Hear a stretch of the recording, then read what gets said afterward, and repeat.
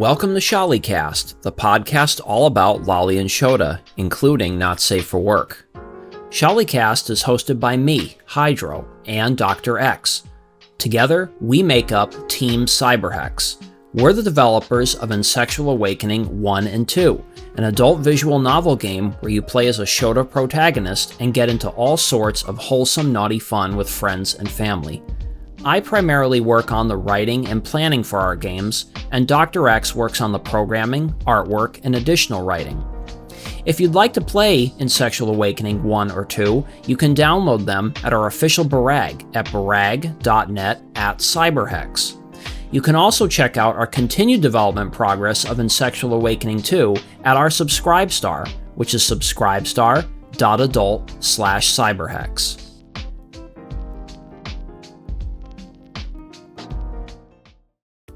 Hello everyone and welcome to another episode of Sholicast.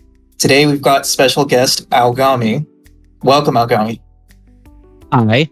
As we start with every episode, how did you get into Lolly and Shota? It's kind of weird. Like, I guess as a kid, I was into, Pokemon. When I was really little, I like 6 years old. I remember I had there was an older girl who drew anime, and that got me into that.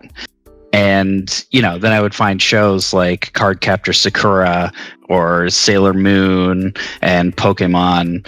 And I think I was interested in that stuff as a kid, like younger, and I just never grew out of it, which I think has been kind of a running theme for your guests. Yeah, pretty much. Like, I think literally every guest we've asked Hydro has said that they got into Lolly and Shota when they were pretty young themselves. I think it sounds like it. I'm fairly certain, yes. Although I don't think we've heard anyone mention that Pokemon was one of their big influences, which I totally approve of, because Pokemon has pretty much remained a staple for amazing Lolly and Shota designs throughout the years.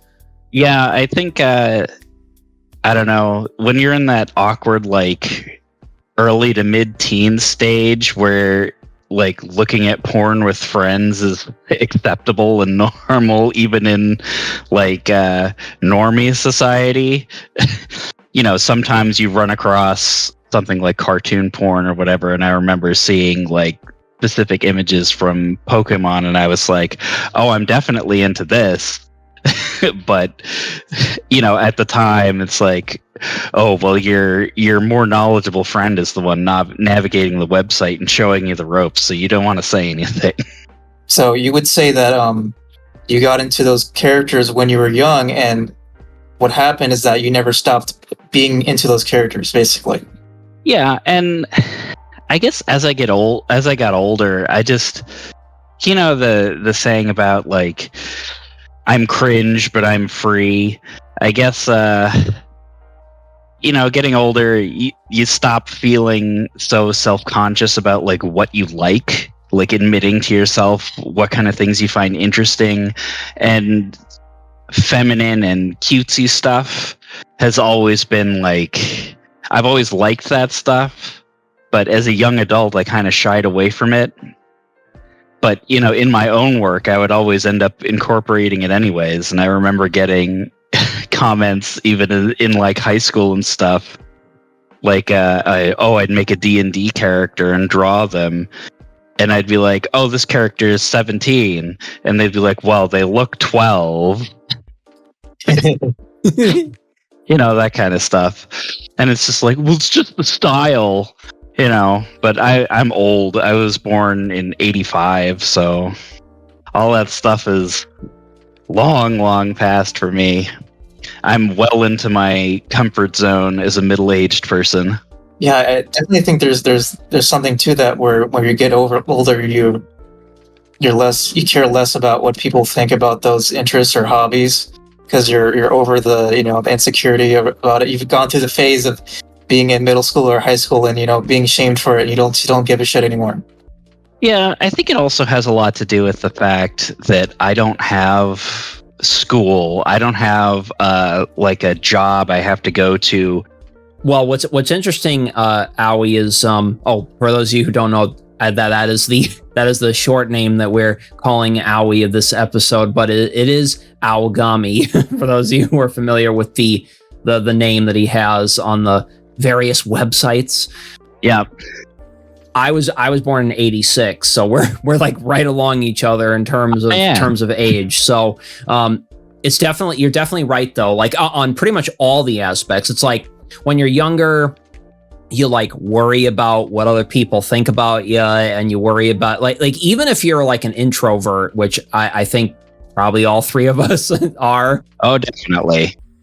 Most creative people, unless they're like, I don't know, the front man of a band or front girl of a band, usually they're introverted. But the thing is that we still were self-conscious, actually sometimes even more so when you're introverted, because you want to get less attention to yourself. And so you don't want people to be as judgmental. But when you get older, it's like, for me anyway, it's like you don't really care what other people think, or you actually embrace whatever you have become comfortable with and enjoy. So, you know, if other people try to be like, oh man, you're into that like really cutesy stuff with like young character, I'm just like, yeah, fuck yeah, yes I am. Yeah, once I got to the point where it was like, oh, people questioning my masculinity, I'm just like, yeah, I don't give a shit. It's like, oh no, I'm not the traditional paragon man or whatever. I'm like, none of that stuff bothers me anymore. Yeah, like who cares? And I thought also when you get older, you've like figured yourself out more too. Yeah, and hopefully when you get to my age, you've found like a community or a niche where most people won't really judge you. I think that's one of the things that that bothers me when I listen to a lot of friends talk about like their friend groups or whatever, or my wife Sheepy, she's in like the League of Legends community, which is full of younger people, mostly guys, and they're all super toxic. Not exactly the best community to be a part of. No, but like they're all worried about what they're gonna say to put up appearances and stuff, and judging each other and mocking each other. It's just not. It's not for me. I like the porn community because it's so non-judgmental most of the time. That's so true. That's so true. Honestly, that's what I feel like too. How I realize that, or how I appreciate that, is because when I talk to my normie friends or something, and it kind of feels like I can't talk about certain like porn subjects with them, and then go on the porn community, especially the Lolly Shoda community, and you can say a whole bunch of crazy shit in terms of like what would be crazy for normies, and like no one cares, and people like it. Such an experience compared to talking to other circles, and that's one reason why I don't talk to other circles, is because I don't want to be walking on eggshells. Like if I make a joke about like a Lolly or Shoda character, people are like, "Oh my god, like that character's underage."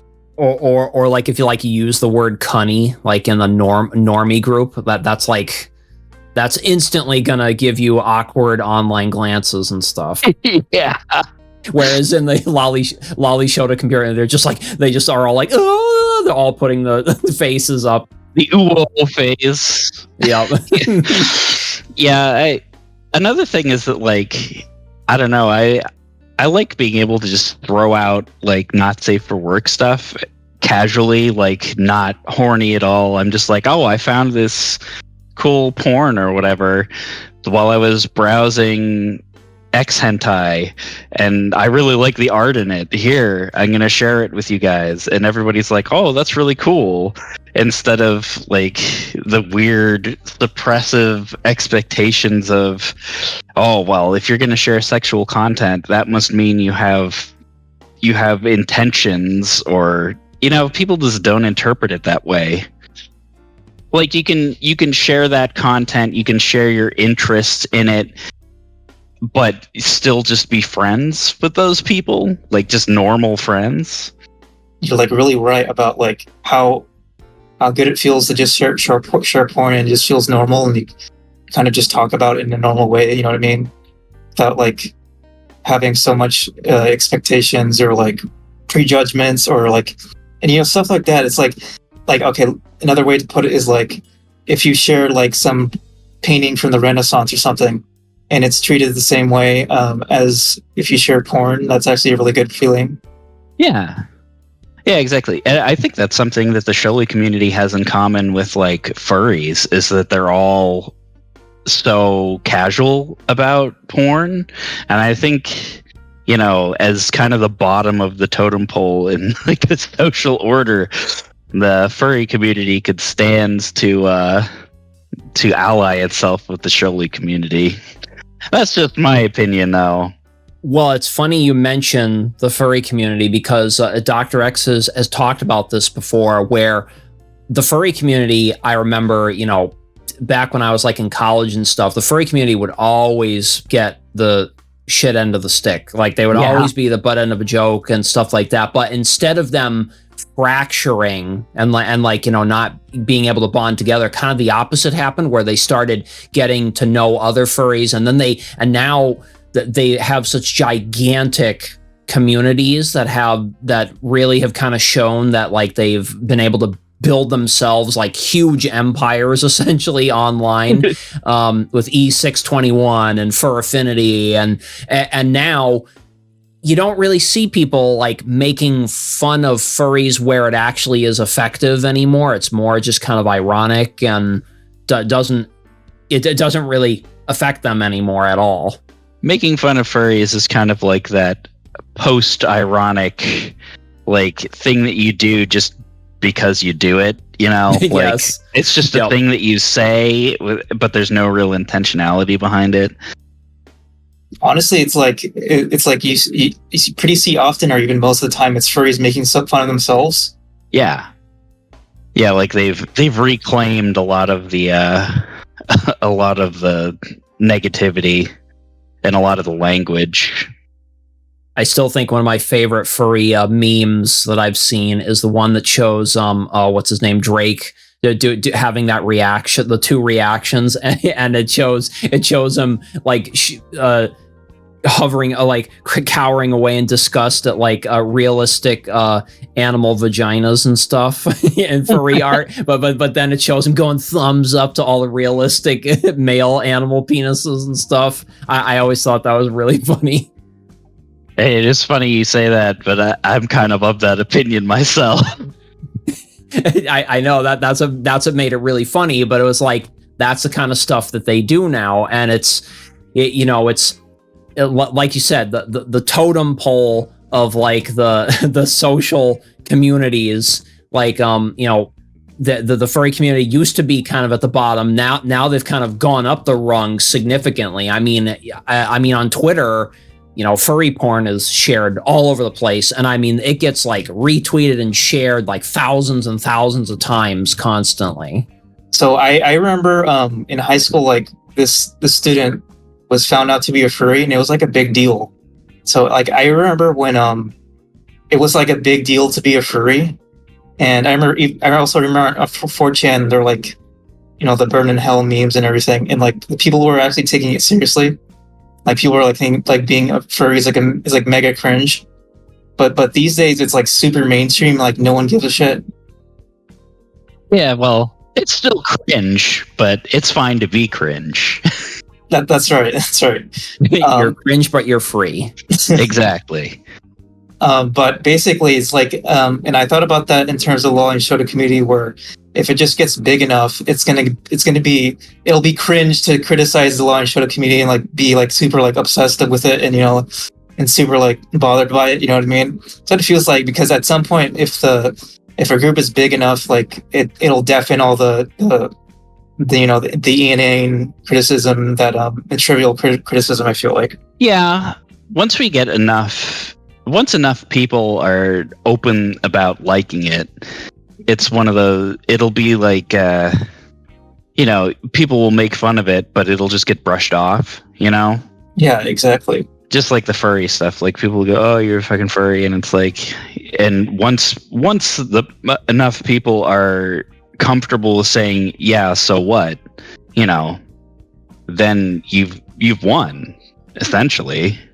Exactly. And I feel like, always be safe about it. But to get to the end, we kind of need to take a little bit of risks of being more open about lolly and shota. But if you think there's a person that might be safe enough to say that you like that stuff, just consider it. But I would also suggest, like, if you tell someone you're into lolly and shota, don't be like apologetic about it, because that kind of like encourages the other person to go on the offensive. I feel like, yeah, to be more judgmental.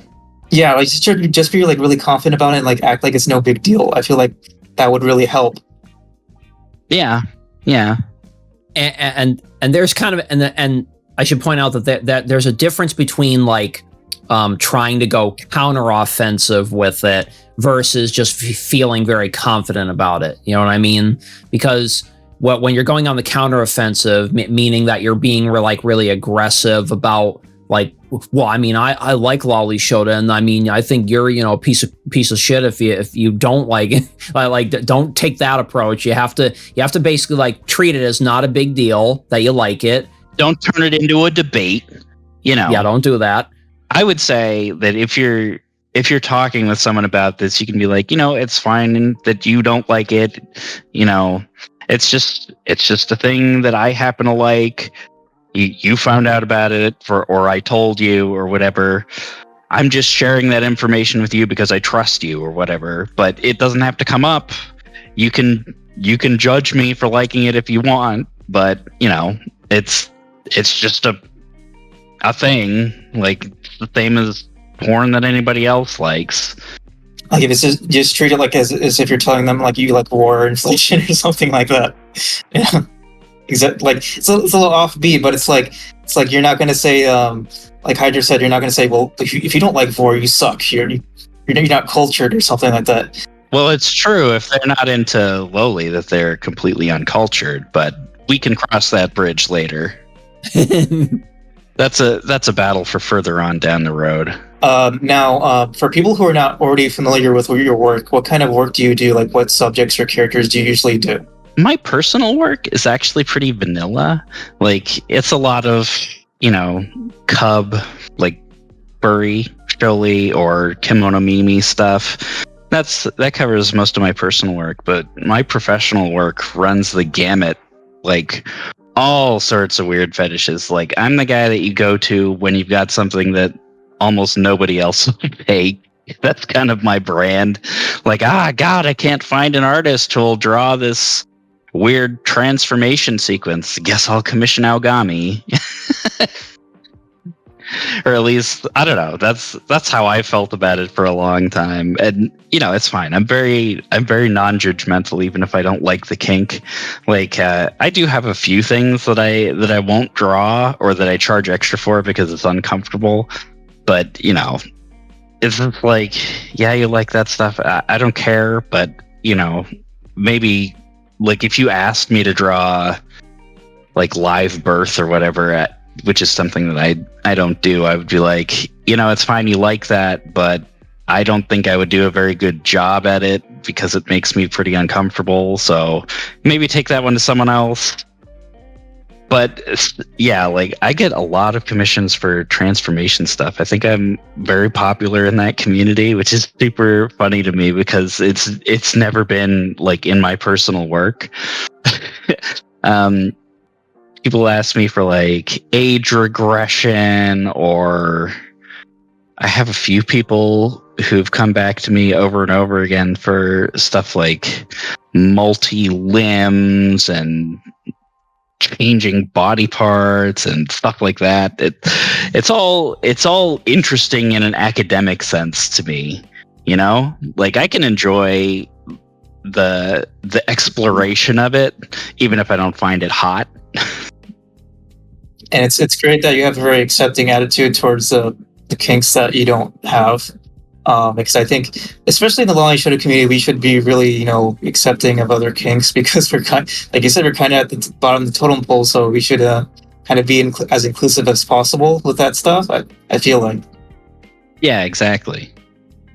I wonder if the transformation stuff just stemmed from that you like took on a few commissions of transformation stuff, and then the people who commissioned you like just spread it around everywhere, like in that community. Yeah, that's exactly what happened. Is like, you get one commission of something, and then you post it, and people who are looking for that find it, and then they commission you for it, and eventually that's what you're known for. Yeah, and I kind of talk about this, or I think about this sometimes, where when you're an artist that is trying to branch out and do different things, or like you, Aoi, where you will take on a lot of different commissions. Sometimes what'll end up happening is like a community will try to like fit you into a particular category or like try to pigeonhole you into something. And as long as you, I think, commit yourself to doing your own thing and doing the things you like, I think you can avoid getting stuck in that. But you also, at the same time, if you're making decent business or income from doing that kind of stuff, you also don't want to shy away everybody, if that's helping you. Yeah, I remember before we started the actual podcast, we were talking about like advice that I would give to artists and stuff like that as a potential topic, and that's one of the things about doing this professionally. Like, I live off of my commission income, and that means that you don't always get to do the stuff that you want to do. Like, like I said, I don't begrudge anybody for, what they asked me to do. Mostly I look at it as an academic exercise, but at the same time, I'm like, would I be doing this in my free time if this was free time? No, probably not. It's like, I've spent a really long time developing this skill, and I'm going to use it to make money, but that means that I'm not going to get to use it as often as I might like for the stuff that I enjoy personally. So my opinion on like how people should go about doing art professionally is probably going to be a hot take. What I would say to most people who are looking at doing commissions and stuff, like just getting into the industry, is to do it as a hobby and not treat it as like, this is going to be my income. Treat it as supplemental income. Have your regular job or whatever, and be picky. Be picky about the stuff that you want to do. Only take commissions that interest you, that inspire you, for friends, that kind of stuff. And, you won't get the volume that people like me get who do it professionally, but you'll enjoy your work. That saying like, oh, do what you love and you won't work a day in your life. Well, that's true to a degree.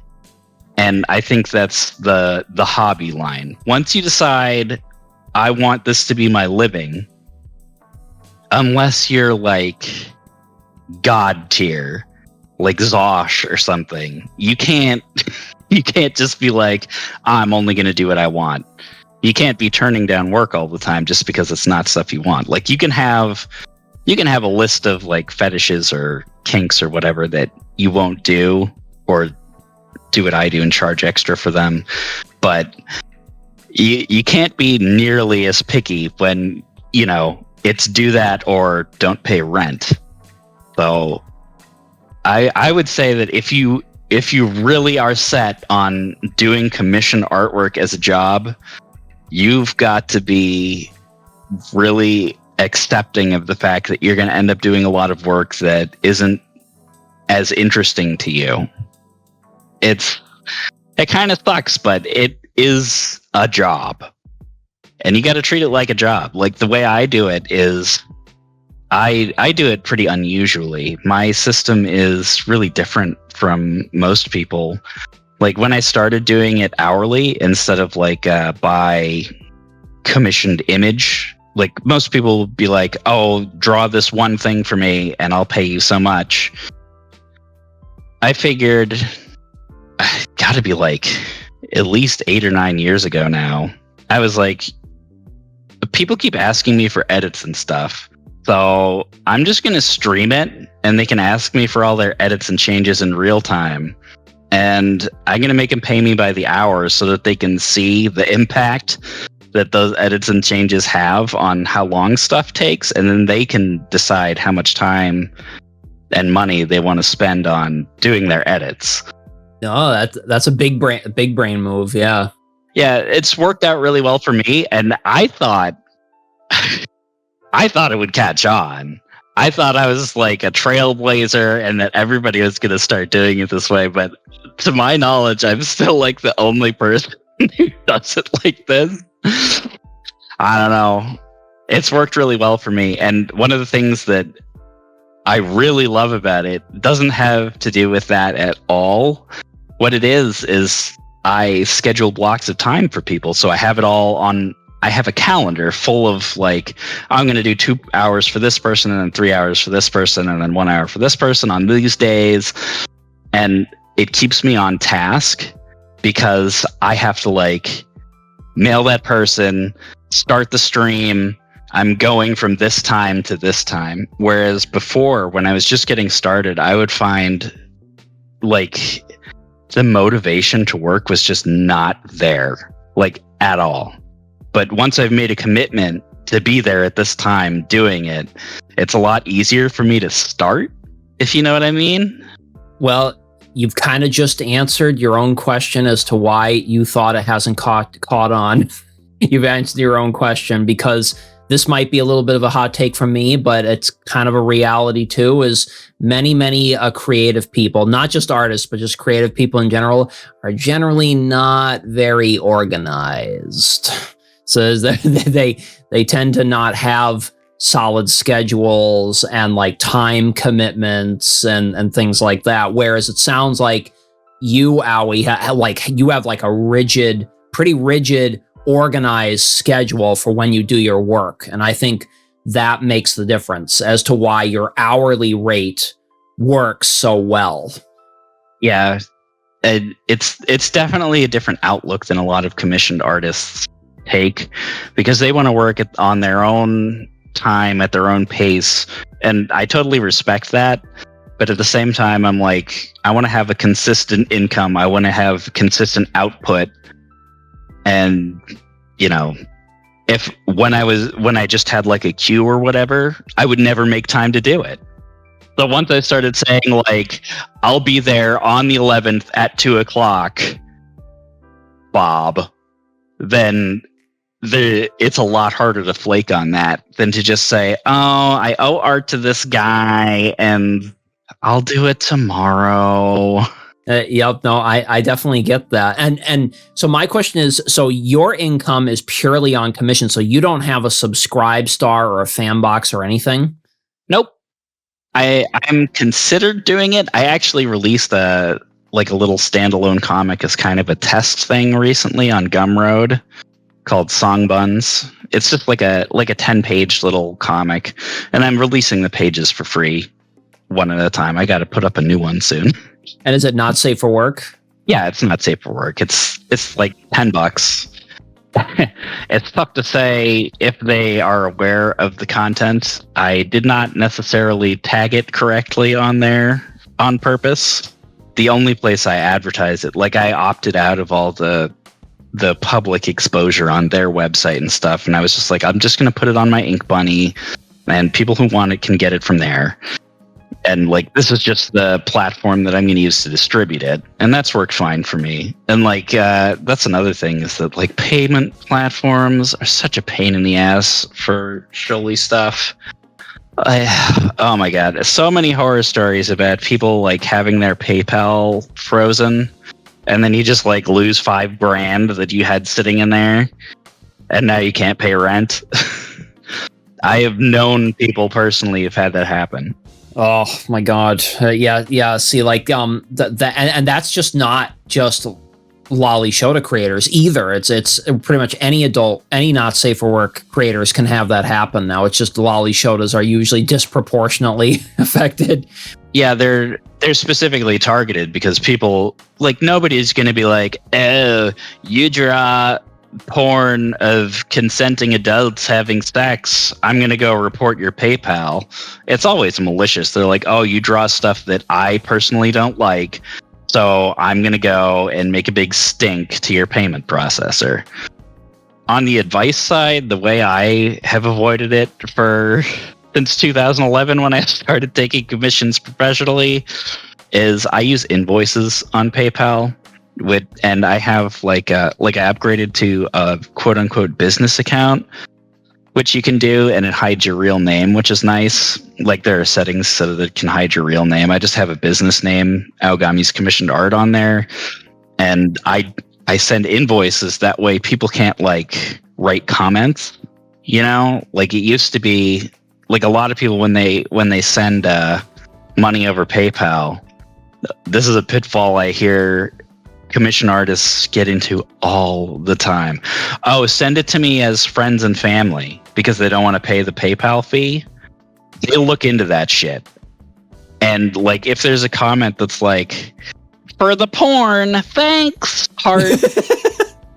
Thanks for drawing all that cunny for that comic. That's so great. Yeah. Don't do that if you're a commissioner, please. People don't know. They don't know that. You can't expect people to know. But when you do invoices, they can't leave a comment.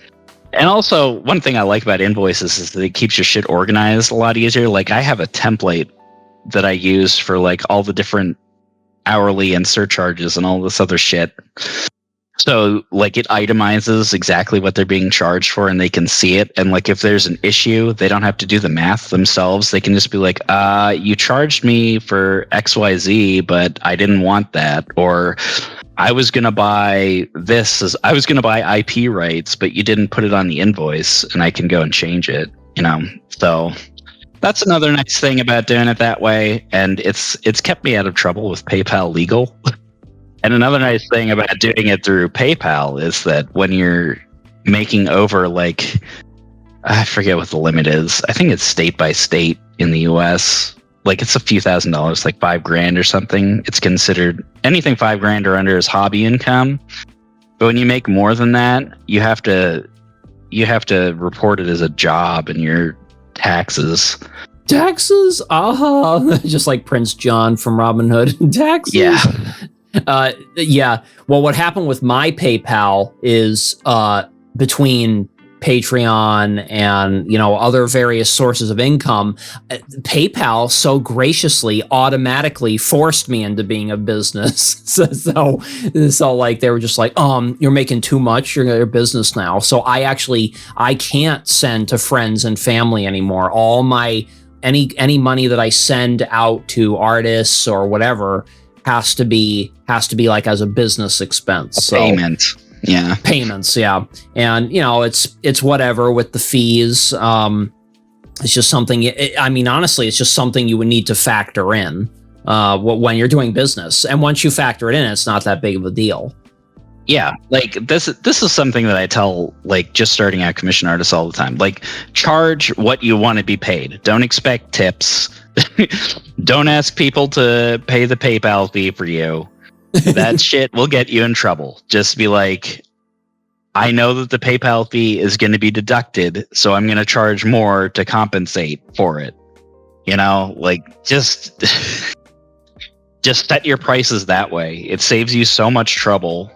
The good news that I've heard recently on the payment processor front, just to go back to that subject a bit, because I know, yes, they are a huge pain, but apparently there is this new credit card processor payment act that has been, this is specific to the US, but basically what's going to happen is if it goes through, it's basically going to make it so that MasterCard, Visa, all the big credit card companies will have intermediary payment processors that will handle the processing of payments. And so there's two benefits to that. One is that they actually may be able to reduce and or eliminate fees to the merchant, aka to Visa and MasterCard.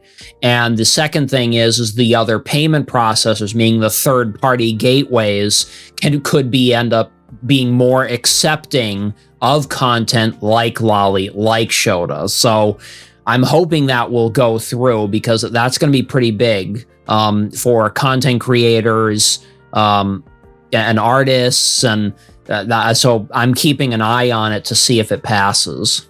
Drug dealers, prostitutes. You won't have to use crypto anymore. Yeah, that's right. The only legitimate use for cryptocurrency. Buying drugs. I was wondering, did you get into the Nico Mimi or furry stuff when you were pretty young, or did that come further along? I'd say I was mid-teens when I started getting into that stuff. I don't remember what it was exactly that. I mean, I played D&D, so a lot of the fantasy stuff like elves and all that shit, I was into that from like, I think I played my first D&D game when I was like 12 years old. So if you can even imagine, that was the advanced Dungeons and Dragons era for anybody who plays second edition. Anybody who played back then will remember THAC0 and how bad it made all the math in that game. I think I remember that because I think KOTOR used that kind of old style D&D rules, and it was kind of confusing, especially for people not already familiar with D&D. So did you usually play as a non-human when you played D&D? Yeah, I don't think... if you're going to play as a human, like, boring. You have all this stuff out there, all this exotic things that you can choose from, and you're going to choose to be a human? You better have a good reason. Usually that reason comes down to min-maxing. Like, humans get more bonuses and whatever, so I'll play one. So boring. I wonder if that's the reason why they did that specifically for the human race, because they knew that the most people would find that to be boring to play as humans. So it's like, okay, we just got to increase the minimum min-max on them there. Get all the power gamers playing humans so we can identify them. So did you usually play as like some kind of beast race? When they were available, yeah. I think L5R, like the Legend of the Five Rings, had a D&D expansion that I played for some time, and they had Henge Yokai, which were like, they had like a beast form and like a Kimono Mimi appearance. And on Fur Affinity, is the Kimono Mimi stuff allowed, or is there just Anthro stuff allowed? No, just Anthro stuff. I haven't used Fur Affinity since I switched to Ink Bunny, which has got to be like 13 years ago at this point, probably. Damn, it's been up for 13 years. Holy crap. Yeah, like they said, no more Cub stuff allowed. So I was like, all right, fuck this place, I'm out. I'm done. Like they just tore through my gallery and started deleting everything, and they were like, oh, that's 3 strikes instantly, bye. And I was like, okay. So that they didn't even give you an opportunity then to be like, okay, I'm sure you probably back everything up. Oh yeah. That's still pretty annoying though, Yeah, they're like, oh, you retroactively broke the rules. Goodbye. Because, Dragoneer decided to sell the site to IMVU or whatever the fuck it was. I don't even remember. Drama that I don't care about. But it's great that Ink Bunny exists, because that does allow cover. Yeah, Ink Bunny is great. The way I do it is like when I want to post human or Kimono Mimi stuff there, I just post like a thumbnail and then link it to my Barag or whatever, where it's okay, so that my audience there gets to see it still, because they don't allow you to post it directly. It's something about like their host country laws or whatever, but they don't care about linking off site. So I just do that. Oh, see, that's nice. That's good. Now, do you have like a favorite Shoto character or favorite Lolly character? I know it's cliche to say like, oh, it's tough. So many good ones. There are a lot of good ones. There are a lot of good ones. I think one of the ones that stayed with me the longest is Laharl from Disgaea series. I really like. Oh, I think I might know who that is. I haven't played the Disgaea series enough, even though I want to. It's just the math in that is insane. Yeah, I don't really like the gameplay very much, although I am a huge strategy, like tactics RPG type person. It's just the grind in those games is just too much for me. But I do love the art. I've followed the artist around for a long time because they do some great stuff. But yeah, Laharl and Etna are both great from that series. Flan too. Can't forget Flan. And Razbarrel. Like that artist is so clearly just horny for everything. Like there's lolis, there's shotas, there's milfs, there's big titty succubi, there's everything. Anything you can want is in Disgaea. It's just a shame that it's in a series that's so fucking impenetrable. If they made it more accessible, if they made it just a little more accessible to the bigger audience, you'd probably get a shit ton more porn of those characters. Yeah. I also liked Aoyagi Nitsuka from Loveless, if you ever saw that. It's an ongoing manga by Yun Koga. It's quite good. I like that. Obviously, Sakura from Cardcaptor Sakura, and Misty from Pokemon was a first crush. Yeah, I knew Misty was going to come up. I knew it. I was waiting for it. I mean, you're listing off quite a few, like already. Like, yeah, I have a big list of favorites. Do you know like of any like running theme with your favorites? Is there some like specific kind of personality type you like or appearance type you like? I guess it depends on mood, whether you're into like the bratty tomboy type or like something more innocent and like wholesome. I'm very into wholesome porn. I like wholesome porn a lot. Yeah, me too. Like there's an artist called 50% Off that I really like. He does some very, very heartwarming shota doujinshi. Are they a yaoi shota artist? Yeah. Oh, cool. So it's usually an older man with a boy. But Hen Reader does some really fantastic loli work. If you haven't looked them up, I highly recommend it. Some of the highest quality stuff. Ponsuke does really, really good loli work. It's mostly artists I follow rather than like specific characters. Specific characters from TV shows or stuff. Oh, I'm pretty into Mushoku Tensei, Jobless Reincarnation, if you've seen that. I have seen some of the anime, and I really, really loved it when he started off as a shota, but he like starts getting older and older, and I was like, yeah.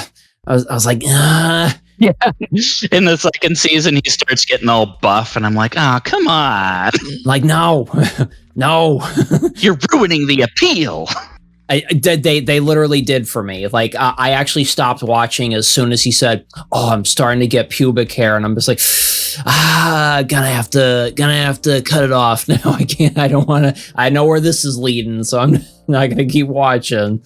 But when I watched the initial episodes, they were amazing. I love them. They're really good. Yeah, and you have to remember that like one of his harem is an elf, so she's obviously gonna stay a loli. Yes, that is true, and I did love all the different characters in it. It was really good. Something to look forward to. That's true.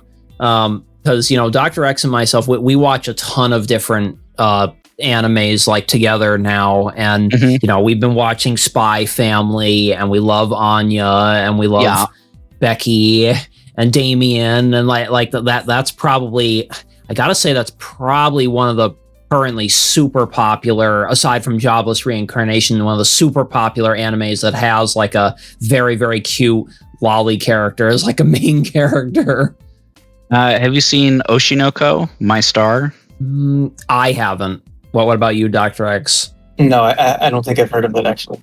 One of the scenes from the pilot episode went like meme status viral at one point. It's like the two babies in the strollers with the glow sticks. You know what I'm talking about? Oh yeah, I think I've seen that GIF before. Yeah, that's from Oshinoko. That's cute. It's a very interesting watch. The characters do grow up. Like it's kind of like a reincarnation type deal where like a doctor and his terminally ill cancer patient both die on the same day and then get reborn as twins. So like he's the doctor for a pop star. She's pregnant, she comes in, he's treating her, and then, you know, his cancer patient dies and he gets murdered on the same day, and then she gives birth, and now they're the twins. That's an interesting plot. I recommend you watch the first episode is like feature length. It's like 90 minutes. Oh wow. Yeah, and if you're not hooked watching the premiere, then, you know, give it up, but you will be. Is it like slice of life? Like what kind of genre is it? I don't even want to say because it kind of spoils stuff. Oh, interesting. Anybody out there listening to the podcast, highly recommended. Watch Oshinoko. It's good. I think for me, for isekais, I like it best when it sticks with the premise, because sometimes it doesn't. It's not. Well, you know, nothing wrong if someone enjoys it, but I know that some isekais, they'll have like like the main character reincarnates as a certain kind of creature or something, but like later on in anime they just turn back into human, and I feel like that's really disappointing for me. I've heard that I Roam the Dungeon as a Vending Machine, I think it's called. I've heard that that's really good. The question is, does the character actually stay as a vending machine? As far as I know, yeah, he does. Like, it's all about his travails, you know, fighting monsters using his vending machine powers. Okay, that might appeal to me because, you know, I would get super Brave Little Toaster vibes from watching that. So yeah, I can see that. I make a lot of my anime watching decisions watching like Mother's Basement on YouTube. He does a lot of a good like top 10 lists for the season or whatever, and I usually choose something off there to watch.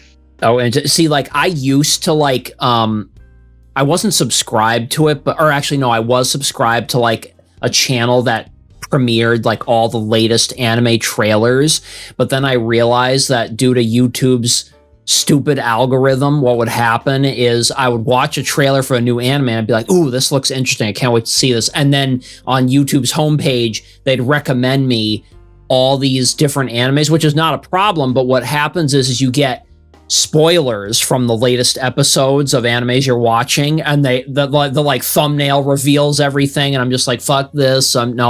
No, I'm not doing that. So you got to have a separate YouTube account for watching anime listicles. Yeah, I think that's a good point. I mean, I do have I probably should do that, actually, honestly. That's a smart plan.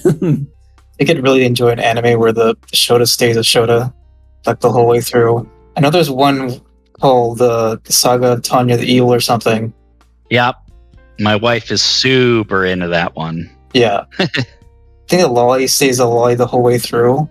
For me personally, it doesn't capture one of the appeals of lolly or Shota for me, which is kind of like, they don't have to be super innocent or something, but kind of like I like the nice lollies and Shotas more personally. You might be more interested in the manga than the anime. I say that for a couple of reasons. First of all, I don't really like the way the style has translated into animation. I think it makes the main character look kind of psycho most of the time. And I don't like the way they do her eyelashes. But so like the titular character is like not interesting to me in the anime version, but in the manga, like the art is gorgeous. And one of the things about it is they go a lot deeper into her growing up and coming to terms with the fact that she's now in this, she used to be like a middle-aged salaryman, and she's now adjusting to this young female body. It's got a little bit of Onimai vibes, but years before Onimai came out. Onimai is also very good and recommended. Yeah, I've heard other people mention that. It seems to be one of the most popular lolly animes these days. Oh, absolutely. That and Made in Abyss. Onimai and Made in Abyss are anime that you can proudly say that you enjoy them, and when people come at you, you can be like, fuck you, they're just good. Made in Abyss is probably one of the only recent animes that has almost brought me to tears with one of their episodes. Like, it is a gut-wrenching anime.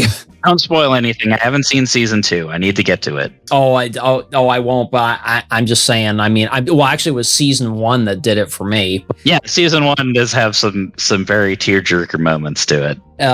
But I love the character designs. I love the world is really cool. It's just a good anime, and I also love that the creator is super based and likes seeing porn of his characters being made. I love that. So yeah, he's absolutely got like a nipple fetish. 1000%. Like every drawing of Reg has incredibly detailed nipples. It's very funny to me. Oh man. And some people are really into the Shoto nipple stuff. I remember some people request that for our games because we make straight Shoto stuff. And there's a little bit of yaoi Shoto in there, but it's mostly straight. You've had people request like, why don't you have the main character, like why don't you have like the girl like play with his nipples and stuff? And it's a little interesting to me because that's not the stuff I usually think of immediately when I think of like straight Shoto or enjoying porn, like the playing with the male nipples thing. But some people are super into it. You know what? I do get it when it comes to femboy shotos. Yeah, definitely. Yeah, it's never been like a huge thing for me either. But I remember seeing. I wish I could remember the name of the artist. They did a furry manga that I really really liked, but it was like hyper fixated on nipple. Like just super zooming close-ups of the nipples all the time. Actually, I think what had happened was like I saw they used to do more of these. You know how Comic LO is like an anthology type deal? There used to be a ton of them, and I saw one short in an anthology that I really liked. And it had some light nipple stuff in it or whatever. And I was like, whatever. But I really like the artist. So I looked them up and look up their other stuff. And everything else is just like exclusively male nipple stuff. And I was like, I really like this art, but this isn't my kink. So like there wasn't any like playing with a penis or anything. It was just nipples? I mean, there was genitals involved, but it was like clearly secondary afterthought. Like when an artist draws something, you can kind of tell where their focus and attention is, like what they care most about in the drawing. Yeah. You know what I mean? Yeah. Yeah. What if they depicted like the genitals rubbing up against the male nipples? I would think they would do that at some point. I don't really remember. It's been a while since I looked that up. I feel like fraudage on the male chest is a little underrated. Yeah. Yeah, like a Shoto trying to give a boob job or something. Yeah, exactly. It's cute and kind of inventive and unique. I like to see that a little more in the femboy Shoto porn I look at sometimes. Yeah, or like if you have like a chubby Shoto. Yeah. So that stuff is fun.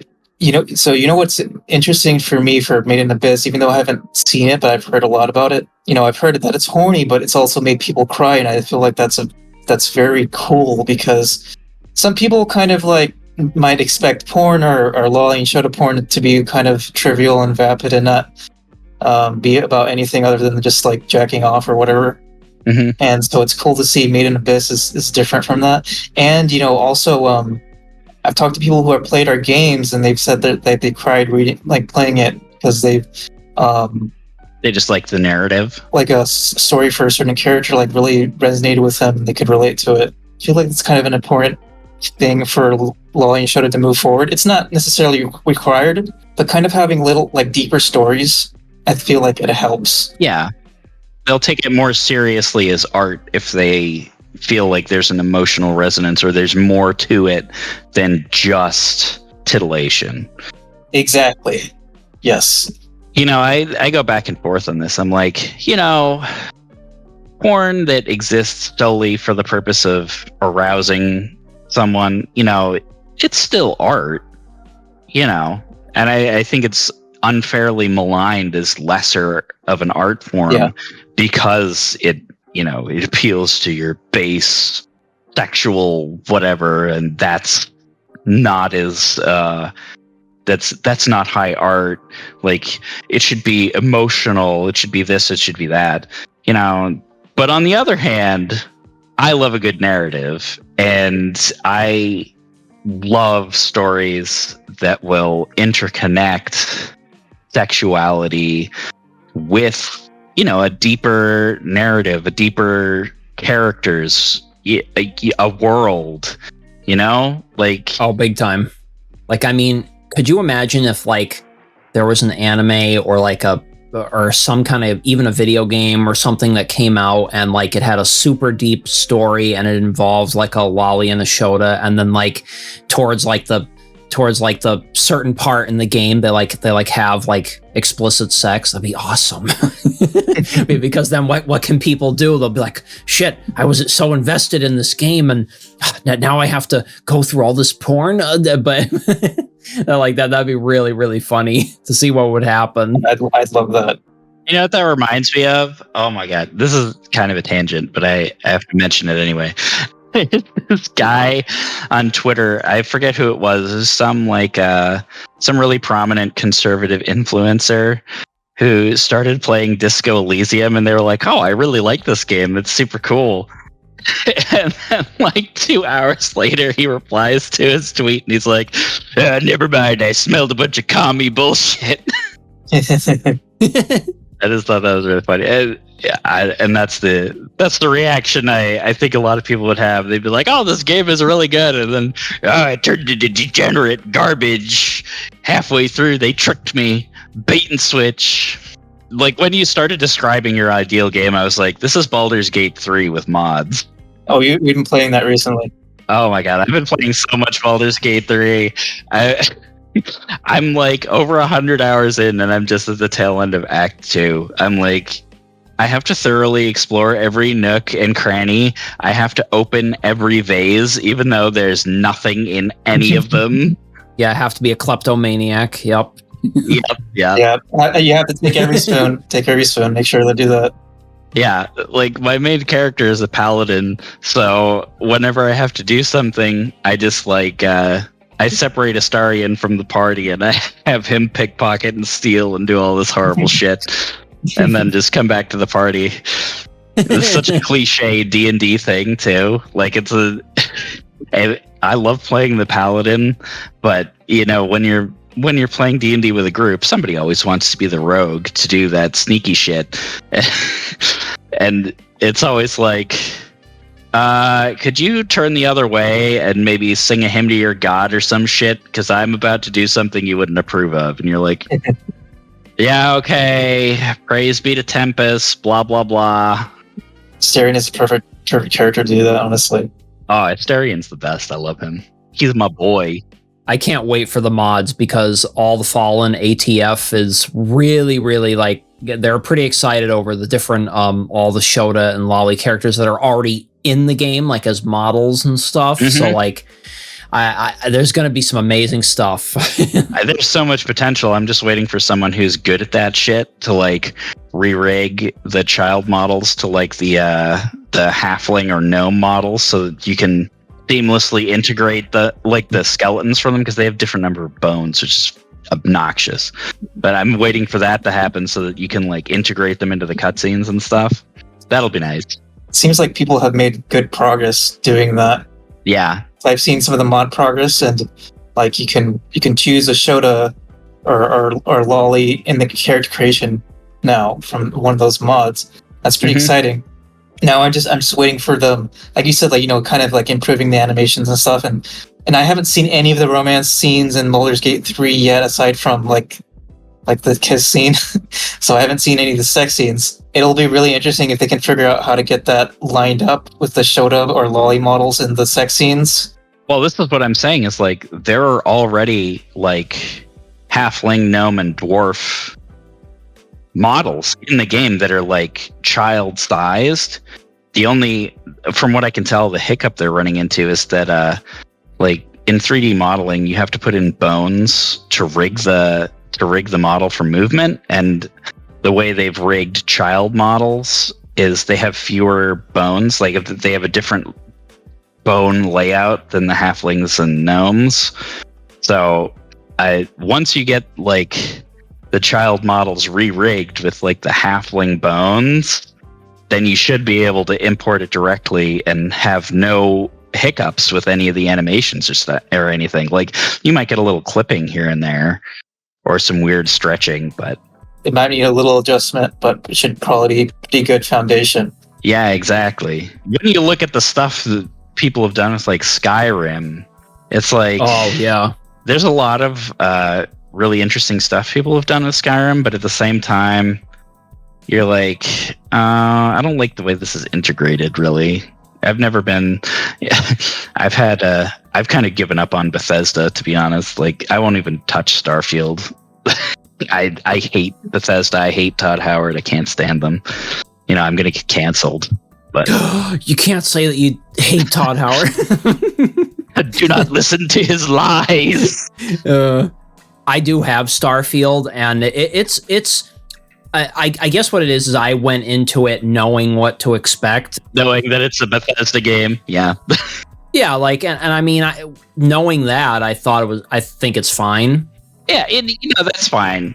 But like a game like Skyrim, everybody loves Skyrim, and I can understand why. And Fallout 3, everybody loves Fallout 3. And like I get it. I get the appeal of the sandbox. It's just not for me. And I like a more structured narrative.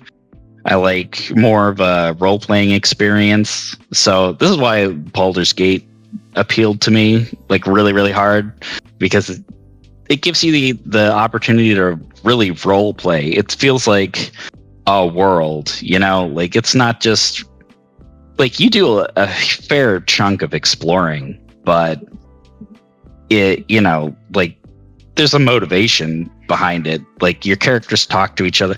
It's kind of like the spiritual successor to Dragon Age, if you ask me. Oh, totally is. I love Dragon Age. Because that studio got gutted by EA. They're donezo. They're gonna make another Dragon Age, but it's gonna be garbage, and I'm gonna be sad. Dr. X and I hope not, but like, I mean, it is kind of sad that like Everybody is gone. All the lead developers from BioWare are gone. They fired like 75% of the staff, including all the creative directors. Like, there's nobody left who had any of the BioWare soul. The good thing is that people are saying how successful Baldur's Gate 3 is. So that's definitely going to inspire more games like that, I feel like. Oh, yeah, definitely. Because they realize that people really like that shit. Like they like you said, like this more structured narrative and like how deep the companions are and how much of a connection there is, and how much of a personal motivation the main character has. Even with how like different you can like role play the main character in Baldur's Gate 3, there's a very clear and defined motivation. Mm-hmm. And with Skyrim, it's not really there. It's kind of just whatever you imagine. Yeah, there's no party. You don't really like, even the romances are pretty stale. I don't know. Like it's a vast ocean, but it's like an inch deep, Like you can only do so many U-shaped dungeons before you get bored of them. And I've enjoyed Skyrim, but it doesn't scratch the same itch that Baldur's Gate 3 does or BioWare games do. Yeah, like Bethesda games strike me as like Grand Theft Auto, like one of the reasons, like when I was a kid, everybody loved Grand Theft Auto because like, oh, you can sleep with a hooker and then beat her to death and take the money back. And it's like, okay, like I get the appeal of that for like 5 minutes. I want to do something else. Like, isn't there anything more to this? And people make hundreds of hours of entertaining content doing just that shit, like running around, being a maniac, gonna set off the nuke in the town just because I can, that kind of stuff. And it's like, yeah, okay, I can kill anybody I want. It's like, yeah, I can do that in Baldur's Gate too. But Baldur's Gate has a story that I care about. Has pretty good looking Lawsian Shotas from what I'm hearing on ATF. I mean, I've seen a few of them because we've made it through most of Act 1, Hydro and I, and we yeah, so most of the stuff you've seen is like the tieflings. Yeah, and I think they look pretty damn good for a video game. Yeah, because usually the Shotos and Lollies in these types of games usually are kind of like look like potatoes. A lot of times they just don't look very appealing at all. That's one of my major issues with Final Fantasy XIV is that the Lalafels look like fucking potatoes, and I hate it. Like, I love them, but they're kind of uncanny valley. Yeah, the body shape doesn't appeal to me too much. I was so disappointed when they finally announced male Viera. I was like, oh my god, I cannot wait. And then they came out and they looked just like every other fucking Ken doll, yaoi hands. Like, and I was like, oh, they're tall. Why? Clearly they should have been Shotas. Like with the big Amazon bunny women. Like, oh, that would have been perfect. You're gonna pair them with the tiny little feminine males. That, like, part of the Viera lore is that you can't tell what sex they are until they hit puberty. Like their genitals don't even form. They're all treated as girls until they turn out to be a male. I was like, missed opportunity there. I know, and it's like, let's keep them small and cute. Oh well. There needed to be someone that they lacked somebody on the team who was big brain enough to be like, wait a minute, no, we have to do it like this. Make them like this. Yeah, and well, I don't know. I mean, I know why they don't do it. Why they don't have playable, like the Children of the Forest or whatever they're called, like that kind of stuff. They don't have it because Yoshi P has seen the degeneracy already present in his game, and he's like, I cannot condone this. And I'm like, you're a godsend. Thank you for saving this game, but let me do what I want. Yeah, I mean, for the Lalafels, it's kind of cool that they have a race like that, but it's like, it doesn't feel like the kind of line that I usually like. Some people like that. It's perfectly fine. I mean, they're cute and everything, but they're like Cabbage Patch Kids. Yeah, exactly. I feel like I kind of like the lollies more than the Shotas. I feel like the pear shape kind of doesn't work for the Shotas as much for me, personally. Yeah, I have a hard time taking them seriously, especially with their animations are really goofy. And which is sad because I really like the narrative in Final Fantasy XIV. Like, the story is actually really good. I heard it's good. If you have 200 hours to spare, I highly recommend it. Now, have you played any Fire Emblem games, Aoi? Because I feel like those games are like right up your alley. Because Dr. X loves them. I still need to play them, but Dr. X can talk about them for hours because he loves them. Yeah. Oh yeah, I'm a huge Fire Emblem head, though. This doesn't have to be a one-off podcast interview. You can hit me up with Fire Emblem stuff. I really want to see a remake of Holy War, Fire Emblem 4, with Sigurd and... Now, I have to admit that I've only played the more recent ones, so I'm not like a super-duper hardcore classic Fire Emblem guy, but I do want to check out the older ones. Is the Holy War the one with you can make children? Yeah, it was the first one. It's called Genealogy of the Holy War. So Sigurd and Seliph are both from that game. Oh, cool! Yeah, because I do actually really enjoy the lineage thing a lot. Mm-hmm. It's a bit archaic how it works in that game because it's the first one to do it. Like, a lot of the systems are kind of hidden, so if you're not like following a guide or whatever, it's a bit difficult. But it's one of those games that, like, at the time they kind of intended you to play it a whole bunch of times to do different stuff. Remake, remaster. Yeah, exactly. I would love to see a remake of Genealogy of the Holy War. Me too. It's my favorite of the Fire Emblem games. My My favorite modern Fire Emblem game, though, is Shadows of Valentia Echoes. The art in that game is the best in the entire series, hands down, no question. And I do not know for the life of me why they didn't keep that guy on for later entries. Like when they went back to a more like traditional bland anime style for Three Houses, I was ready to throw shit. I was like, no, you got rid of the best artist in this game's history. Whoa. I wonder where that artist went to. Yeah, I don't know what he's working on now. Of course, I have to mention that in Fire Emblem Awakening and Fire Emblem Fates, you can romance a lawyer Shota. Yes, you can. Yes, you can. And make children with them. Make more laws and Shotas.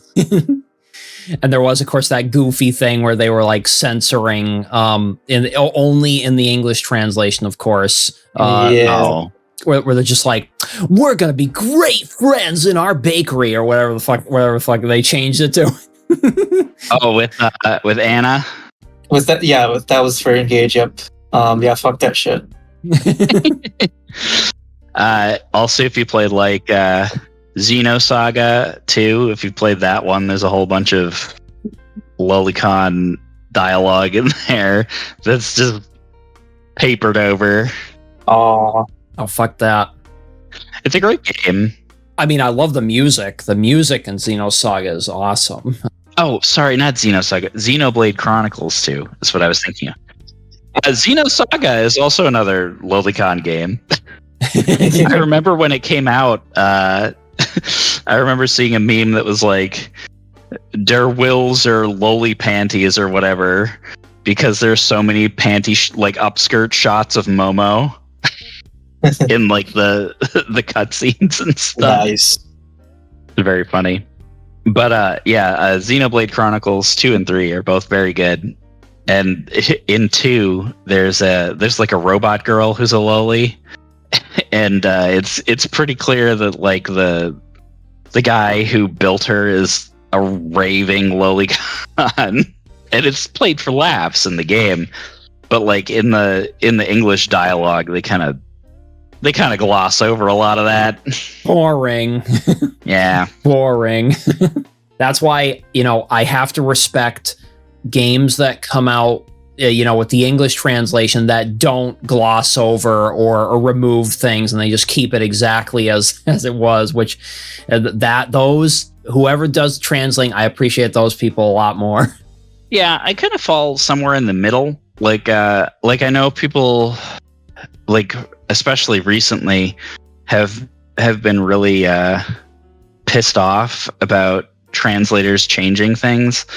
And as someone who has studied Japanese in college and stuff, there are a lot of subtle differences between the languages that are difficult to translate, and there's a lot of cultural stuff in Japanese that doesn't translate, or like jokes, things like that. And when your job as a localizer is to make dialogue sound natural, a lot of times you're going to have to change stuff. And I feel like as long as you're capturing the spirit, like the intent of the dialogue well, it's okay to change the wording of it. Oh yeah. It's a careful balance to strike, because like, well, the meaning is the most important thing, but if I direct brute force Google Translate this, it's gonna sound like incomprehensible gobbledygook bullshit. Or like very stiff. Yeah, or it's not gonna sound like people talking. Or like you'll run into things where a lot of times in games and anime, characters will have regional dialect or mannerisms to their speech that just don't translate to English. Like, there are things like a really common one is Kansai Ben, like the Kansai accent. In Japan, it's kind of considered like a rural hick type accent. So when it's translated into English, a lot of times they'll have the voice actor use like a southern drawl for that character, but it's not the same thing, you know? Mhm. Like that accent has a lot of connotations for English speakers. It's just an approximation. It's to give listeners an idea of what kind of character this is. So you make a lot of sacrifices when you're translating from one language to another, especially languages that are as different as English and Japanese. And I think people should give localizers a little more slack when like they don't translate a joke literally, because it will not be funny. Yeah. Like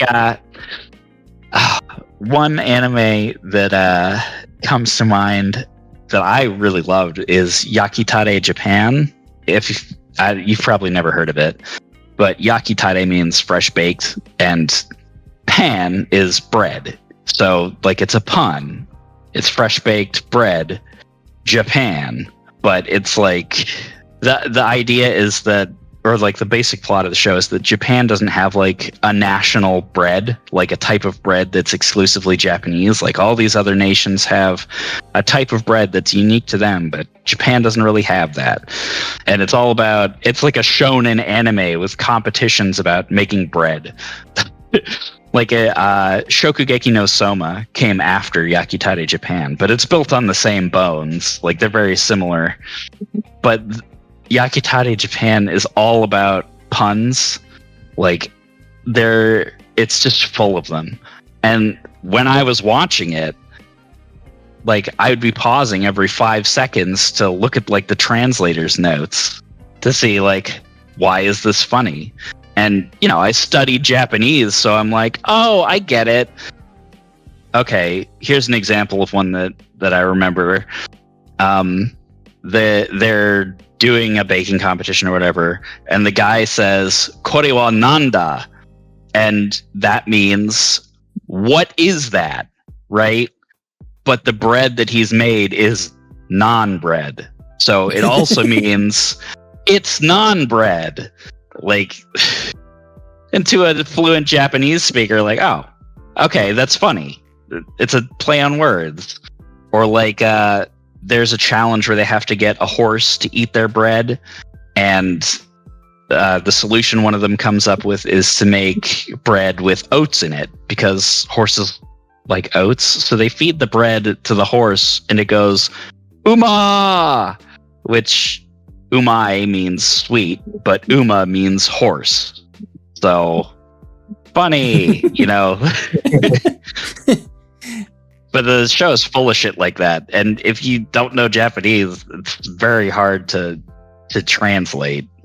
Yeah, so translators need to make a decision on how to make it carry the spirit, because it's meant to be funny, so they have to figure out how to. You have to make it into a joke in English that works, and that's challenging. Yeah, I think there's another anime that's like that.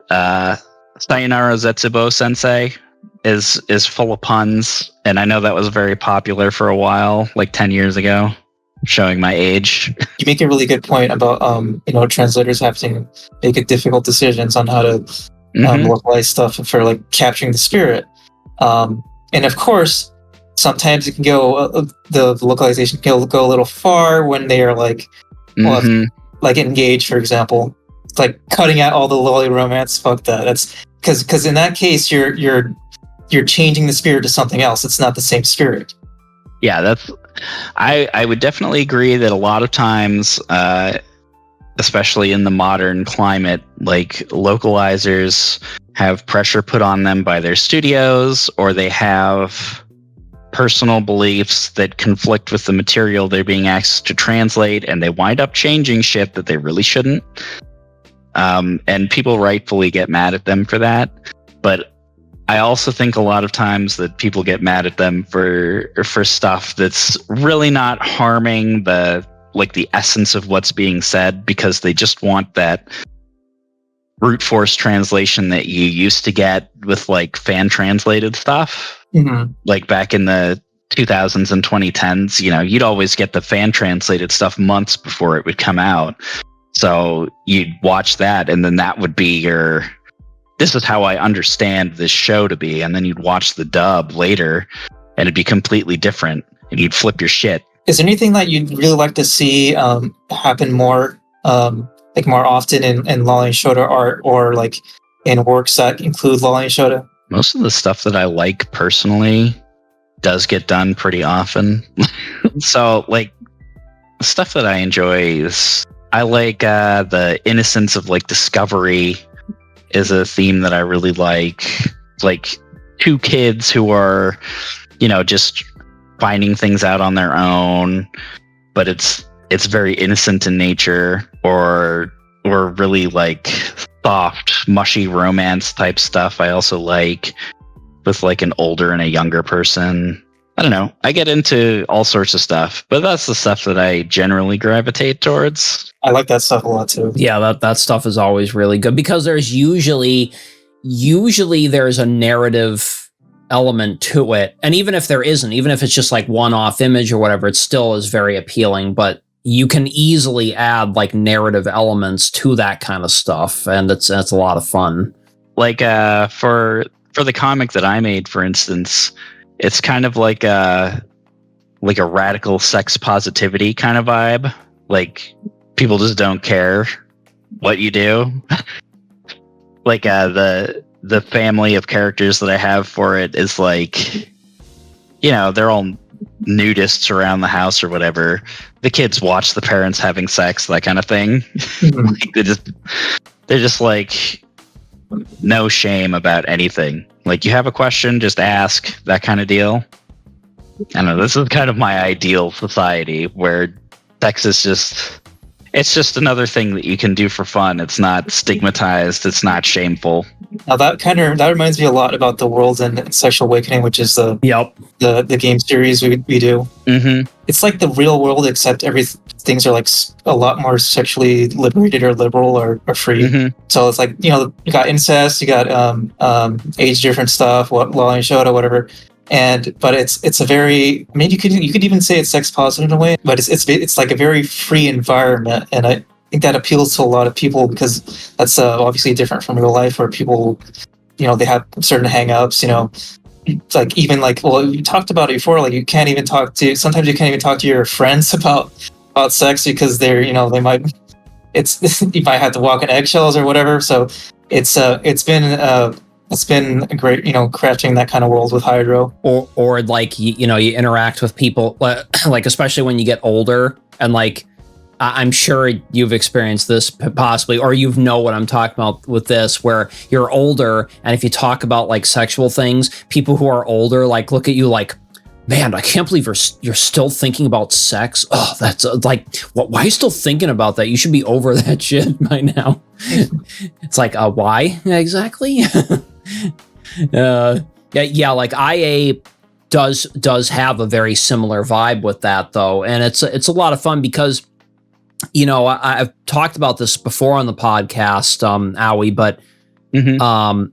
One of the things that the reason why I created IA was because I thought it was kind of annoying to play certain games that would punish you for doing certain things that were out of the norm or whatever, and then you'd get like a bad end or something like that. Like that sort of stuff Dr. X and I really don't like, and so we wanted to go with a game where like everything was very positive and like you can romance as many characters as you want, kind of deal. Yep. This is why Persona 3 is superior to Persona 5, because you can romance every character, and if you try and do that in Persona 5, you get a bad ending.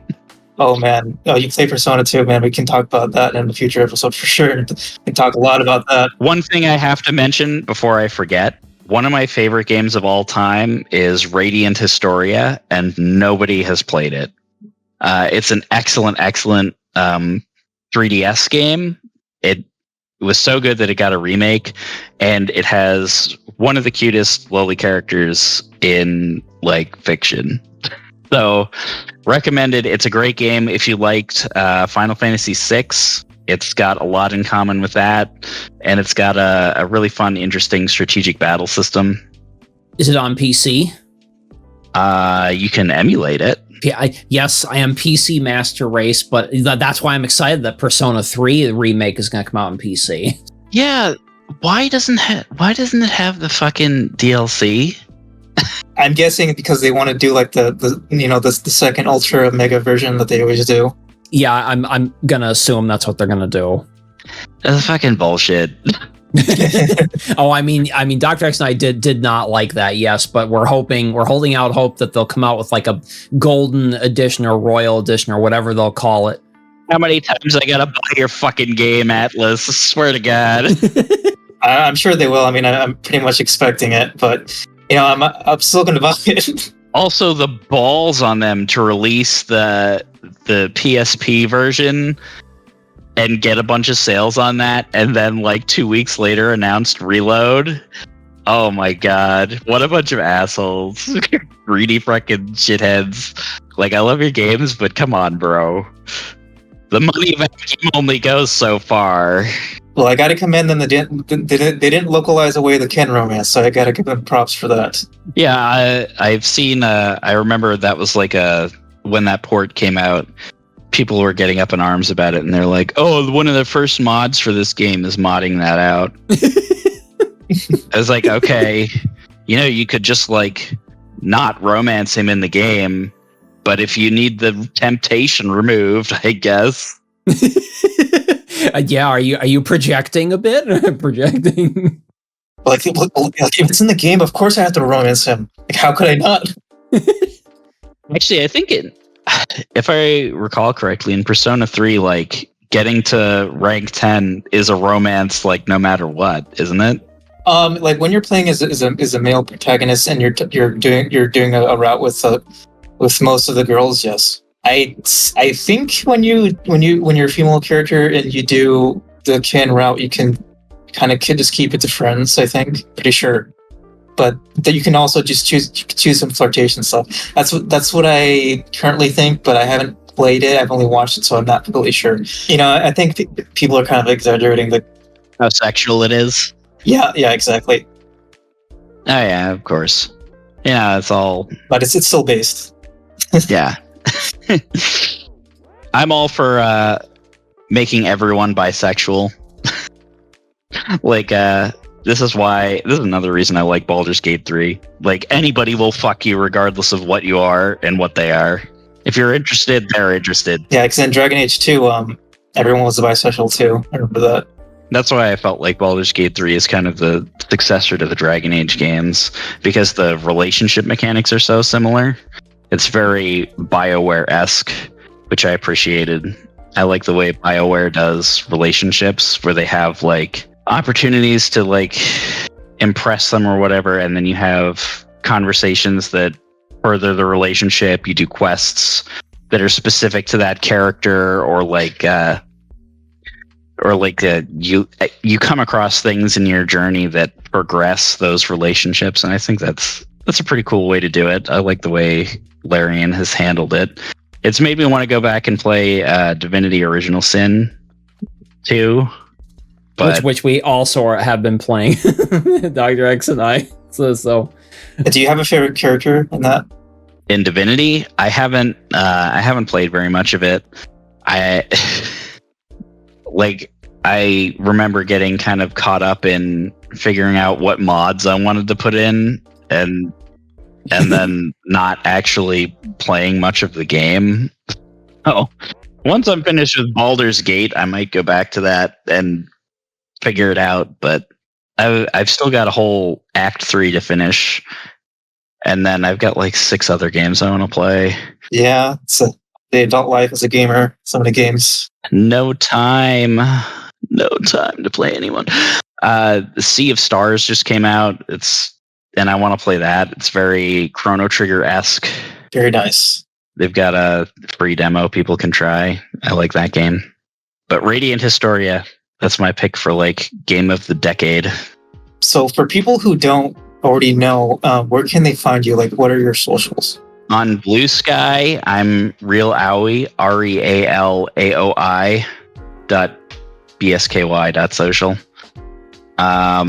On Barag, I'm Aogami, AOGAMI, and on Ink Bunny, I'm also Aogami. You can find me there. That's about it for socials and stuff. When I try and make something new, I might post about it. Awesome. But that's all I got for now. Cool. Like, that was a very good episode with you, Aogami, and it was a pleasure having you. Yeah, it's a pleasure to be on. Thanks for having me. Thanks for taking interest. It was a good fun chat with the bros. It was a ton of fun. It was a lot of fun. And, if you ever want to come back, or if you ever feel like joining us again, let us know. It'd be fun to have you again, for sure. Yeah, totally. Maybe when some other people have had a chance, I'll jump back in there.